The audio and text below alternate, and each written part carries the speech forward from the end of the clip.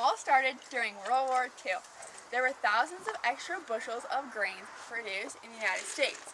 The surplus was fed to livestock. Today, especially cattle, consume 47% of soy crops and 60% of corn crops produced in the United States.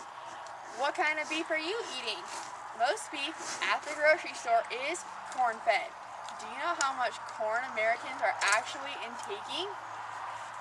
Tonight, I'm going to share not only statistics, but the cold fact. Corn can potentially kill cattle.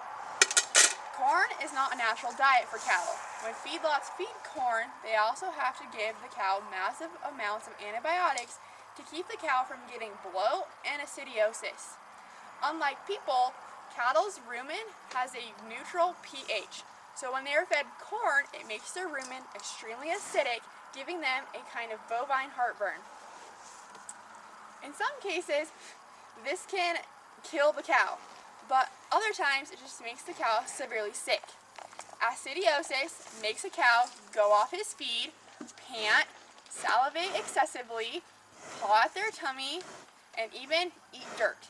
This can cause diarrhea, bloat, ulcers, liver disease, and an overall weakening of the immune system, which can cause pneumonia and even feedlot polio.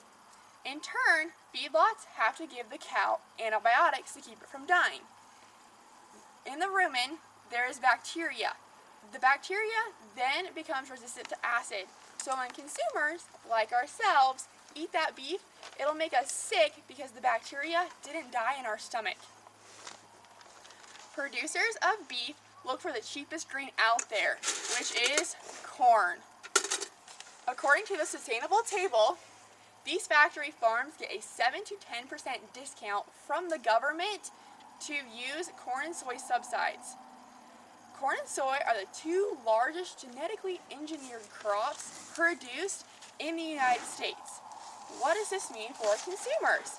It means that these genetically engineered crops have what is called a bioaccumulate, which is a buildup of fatty tissues in the livestock. People that eat that then have a higher risk of cancer, and it also affects the reproductive system, immune system, and nervous system. Though cattle who are fed corn have a nice marbling, that marbling has saturated fat. Cattle who stay off the corn are lower in overall fats, higher in omega-3 fats, which are the good fats, 4 times higher in vitamin E, and higher in conjugated linoleic acid, or CLA, which reduces the risk of cancer, according to John Robbins.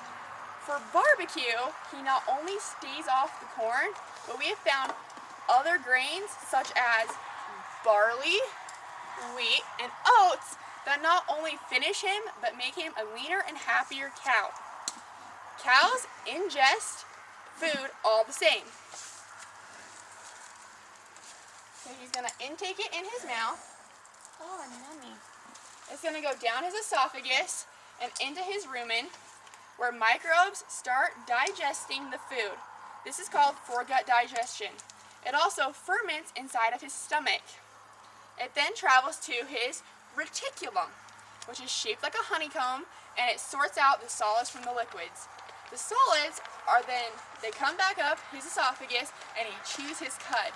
It comes down into his omasum, which is the smallest stomach, and then it travels to his abomasum, which is called the true gut, and it is similar to people's, and then it comes out his back end. When cattle eat corn, fermentation almost stops. The rumen produces a gas all the time that is released when he burps from chewing his cud. Those cows who eat corn, it forms a layer of slime around his rumen, trapping that gas, making it blow up like a huge balloon. It then pushes all of his stomachs against his lungs, where he then can suffocate. Without immediate attention and alarm too, he can suffocate and die. This whole process, from start to finish, takes about 70 to 100 hours.